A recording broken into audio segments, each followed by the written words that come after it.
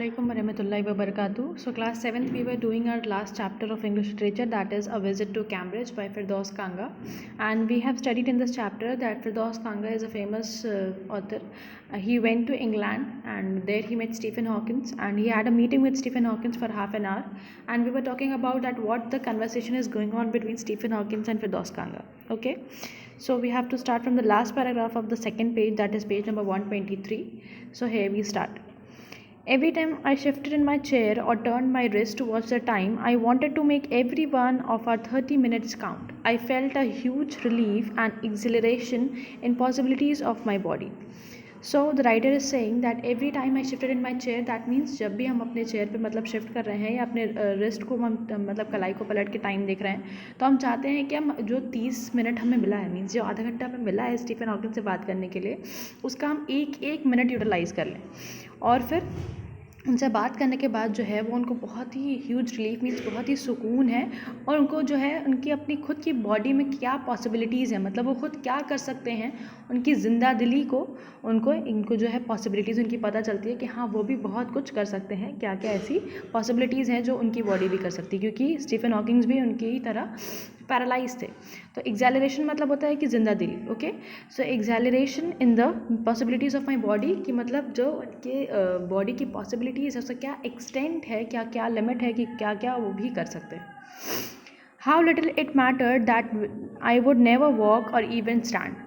और फिर उसके आगे ये कि वो कितना छोटा ये मैटर करता है कि हम कभी चल नहीं सकते या हम कभी खड़े हो नहीं सकते, मतलब उन पॉसिबिलिटीज़ के आगे जो वो कर सकते हैं उसके आगे वो जो नहीं कर सकते हैं, वो जो पॉसिबिलिटीज़ हैं जो वो नहीं कर सकते, जैसे कि खड़े हो पाना या चल पाना, वो उसके आगे बहुत ही छोटी दिख रही है, मतलब कुछ भी मैटर नहीं कर रही हैं।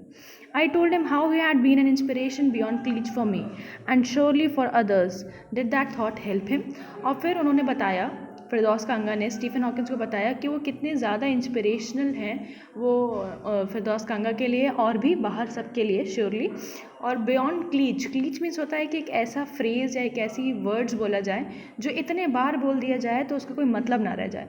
तो वो एक ऐसी फॉर्मली मतलब फॉर्मेलिटी के लिए वो ये बात नहीं कह रहे थे, वो ऐसे क्लीच की तरह एक बात नहीं कह रहे थे, but he was saying from his whole heart कि वो कितने ज़्यादा इंस्पिरेशनल हैं, वो कितना उनसे मिल के उनको कितना इंस्पिरेशन मिला है, और बिल्कुल बाकी लोग को भी होता होगा। और फिर वो सोचे कि क्या वो ये थॉट मतलब ये सोच क्या उनकी मदद करती है। No, he said, and I thought how foolish I was to ask. और फिर उन्होंने क्या बोला कि नहीं, मुझे लोगों की ऐसी बात कि मैं उनके लिए इंस्पिरेशन हूँ और ये सब मानना मुझे कोई हेल्प नहीं करता। उन्होंने तुरंत मना किया। और फिर फिरदौस कांगा सोच रहे कि हम कितने मतलब बेवकूफ़ थे जो हमने ऐसा सवाल उनसे किया।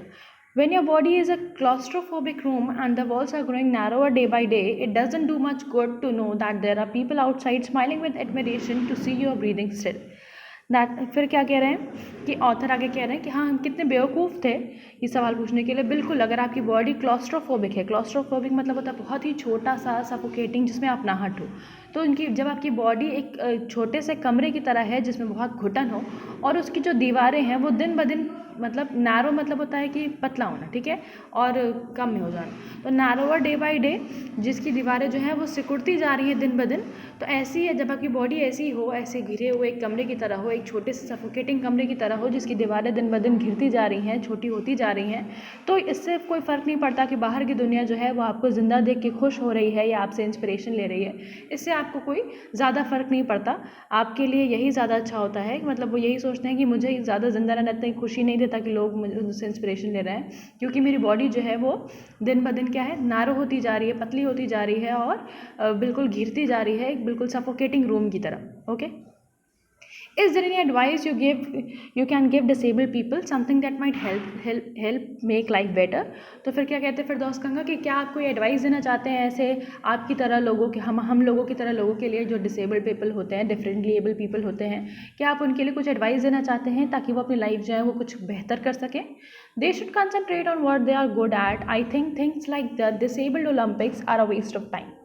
तो फिर क्या बोले उन्होंने, स्टीफन हॉकिंस क्या बोले कि उन्हें क्या करना चाहिए, उन्हें बस जिस भी चीज़ में वो अच्छे हैं ना उन्हें उस पर कंसंट्रेट करना चाहिए। और वो कहते हैं कि मुझे लगता है मेरे हिसाब से जो डिसेबल्ड लोगों का ओलंपिक्स होता है वो सिर्फ टाइम का एक वेस्ट है। क्यों हम लोगों से, नॉर्मल लोगों से कंपैरिजन करें, हमें तो वो करना चाहिए जिसमें हम अच्छे हैं। हम नॉर्मल लोगों से मतलब हम अगर डिसेबल्ड हैं तो हम वो क्यों करें जो नॉर्मल लोग कर रहे हैं या जिसमें नॉर्मल लोग अच्छे हैं, हम वो करें जिसमें हम अच्छे हैं। तो उनको लगता है कि डिसेबल्ड ओलंपिक्स जो होता है मतलब एक ओलंपिक्स होता है जिसमें अलग से सिर्फ ऐसे लोग पार्टिसिपेट करते हैं जो डिफरेंटली एबल्ड होते हैं, तो वो कहते हैं कि ऐसे लोग के ऐसा ओलंपिक्स मेरे ख्याल से सिर्फ टाइम का वेस्ट है, क्योंकि ज़रूरी नहीं है कि सारे जितने डिफरेंटली एबल्ड पीपल हैं वो सब ओलंपिक्स में अच्छे ही हों। उनको वो करना चाहिए जिसमें वो पर्टिकुलरली जिस फील्ड में वो अच्छे हों। I know what you mean. I remember the years I had spent trying to play a Spanish guitar considerably larger than I was and how gleefully I had unstringed it one night. और फिर वो क्या बोले फिरदौस कहा कि हाँ बिल्कुल हम आपकी बात से सहमत हैं कि ये डिसेबल्ड ओलंपिक्स जो है वो भी सिर्फ वक्त की बर्बादी होता है, क्योंकि मुझे याद है मैंने कितने साल बिताए थे स्पैनिश गिटार को बजाने का सीखने के लिए, जो कि मुझसे भी साइज़ में बड़ा था।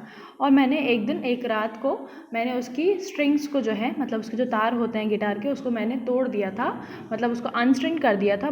मैं बहुत ही खुशी से बजा रहा था क्योंकि वो मेरे बस की बात नहीं थी, उसमें मुझे इंटरेस्ट नहीं था, मैं उसमें अच्छा नहीं था, लेकिन फिर भी मैं वो करने की कोशिश करता था दूसरों को देख के। तो एक दिन मैंने उससे बहुत ही हैप्पीली मैं ग्लीफुली बजा रहा था और मैंने उसे अनस्ट्रिंग कर दिया, मैंने मतलब उसकी स्ट्रिंग्स को मैंने तोड़ दिया। The half hour was up, I think I annoyed you enough, I said grinning, thank you for. और फिर क्या है जब ये वो बात कहते हैं तब उनको रियलाइज़ होता है कि आधा घंटा जो है वो ख़त्म हो चुका है। फिर वो कहते हैं स्टीफन हॉकिंस से फिरदौस कांगा कहते हैं कि मुझे लगता है मैंने आपको काफ़ी परेशान कर दिया है। काफ़ी ऐसे स्माइल, ग्रिनिंग मीन्स होता है स्माइलिंग ब्रॉडली, ठीक है। तो एक बड़ी सी स्माइल के साथ वो कहते हैं कि मुझे लगता है कि मैंने आपको काफ़ी परेशान कर दिया है। और थैंक यू फॉर, अभी वो आगे बोलने जाते हैं कि थैंक यू फॉर आगे बोलते हैं, तब तक क्या बोलते हैं Stephen Hawkins, stay, I waited, have some tea, I can show you the garden. तो फिर स्टीफन हॉकिंस ने क्या बोला, अभी वो फिरदौस कांगा बोलते हैं कि थैंक यू, आगे वो बोलने जाते हैं कि किस लिए थैंक यू बोल रहे हैं, तब तक स्टीफन हॉकिंस कहते हैं कि वेट, स्टे, और फिर वो रुक जाते हैं फिरदौस कांगा। और फिर क्या कहते हैं स्टीफन हॉकिंस कि रुको थोड़ा, हैव सम टी, थोड़ा चाय लो और हम तुम्हें बाहर गार्डन दिखाने चलते हैं। The garden was as big as a park, but Stephen Hawking covered every inch, rumbling along in his motorized wheelchair.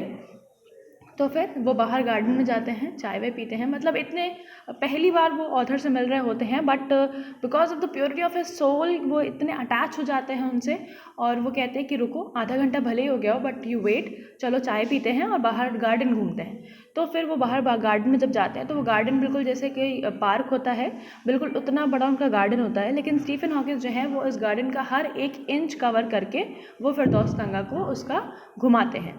Rumbling along in is motorise wheel chair.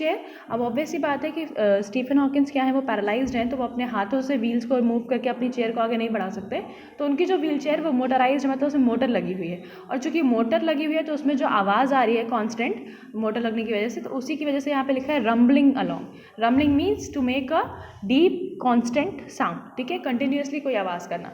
तो वो अपनी मोटराइज व्हील चेयर की वजह से rumbling करते हुए मतलब आवाज़ करते हुए वो पार्क का एक एक इंच कवर कर रहे हैं, और फिरदौस कांगा के साथ वो वहाँ पे उनको दिखा रहे हैं। While I dodge to keep out of the way, और तब तक उसी में मतलब फिरदौस कांगा क्या है, वो मतलब ये सोच रहे हैं कि हम कहीं उनके रास्ते में ना आ जाएं या उनके बीच में हम ना फंस जाएं उनके रास्ते में। We couldn't talk very much. The sun made him silent. The letters on his screen disappearing in the glare. और फिर क्या कहते हैं कि हम ज़्यादा बात नहीं कर पाए, हमारी बात ज़्यादा नहीं हो पाई, क्योंकि the sun made him silent means सूरज ने चुप क्यों कर दिया, क्योंकि जब आप भी देखो, आप जब फ़ोन लेके धूप में बैठते हो तो देखते हो कि उसकी ब्राइटनेस आप कितनी बढ़ा लो बट क्लियर नहीं दिखता कुछ भी। तो अब चूँकि स्टीफन हॉकिंस भी क्या है, वो कंप्यूटर पे ही स्क्रीन को देख के और उस पर लेटर्स को टाइप करके ही अपनी बात कहते थे, तो अब वो चूँकि उनको स्क्रीन नहीं दिख रही है तो वो कुछ टाइप भी नहीं कर सकते, वो कुछ बात भी नहीं कर सकते। तो यहाँ पे इसलिए लिखा है कि the sun made him silent, the letters on screen disappearing, क्योंकि उनकी जो स्क्रीन पे जो लेटर्स हैं वो बिल्कुल डिसअपियर हो गए हैं। In the glare, glare means shine with a strong और डैजलिंग लाइट, मतलब बहुत तेज़ सूरज की जो रोशनी है उसकी वजह से जो उनकी कंप्यूटर स्क्रीन है उसके जो अल्फ़ाबेट्स है, जो लेटर्स है, वो भी डिसअपियर हो गए हैं। An hour later we were ready to leave, I didn't know what to do. और फिर करीब 1 घंटे बाद जो है उनको लगा कि अब हमें जाना चाहिए, और उनको समझ में नहीं आया कि अब हम क्या करें, हमें क्या करना चाहिए जाते वक्त। आई कुड नॉट किस हिम और क्राई, और मतलब हम उनको देख के हम तो जाके उन्हें किस नहीं कर सकते थे, ना ही हम रो सकते थे। आई touched his shoulder and wheeled out into the summer evening, और फिर उन्हें क्या किया, उनका शोल्डर टच किया, मतलब स्टीफन हॉकिंस का शोल्डर टच किया फिरदौस कांगा ने, और फिर वो अपनी व्हील चेयर से वो बाहर चले गए, बाहर समर इवनिंग में। I look back and I knew he was waving though he wasn't, और फिर क्या है, वहाँ से फिरदौस कांगा पलट के देखे और वो उनको फील हो रहा था कि जैसे वो पीछे से वेव कर रहे हैं, बट ही वॉजेंट मीन्स कि लेकिन वो कर नहीं सकते थे ऐसा, क्योंकि उनके हाथ पैर पैरालाइज थे, वो he was a paralyse person, he can not wave someone, but वो अटैचमेंट जो उनका हो गया था ऑथर से, तो ऑथर को ऐसा फील हो रहा है जैसे कि वो उनको वेव कर रहे हैं, मीन्स बाय कर रहे हैं. Watching him, an embodiment of my bravest self, the one I was moving towards, the one I had believed in for so many years alone, I know that my journey was over for now. That means कि इनसे मिलने के बाद, इनको देखने के बाद जो है, मैंने an embodiment of my bravest self, मैंने क्या देखा है, अपने एम्बॉडीमेंट, ब्रेवेस्ट मतलब सबसे अपना जो मेरा बेस्ट पार्ट हो सकता है, जो सबसे ब्रेव पार्ट हो सकता है, उसकी एक मतलब एक परछाई, एक सिंबल देखी है मैंने, अपना बेस्ट जो है वो मैंने उनके अंदर देखा है.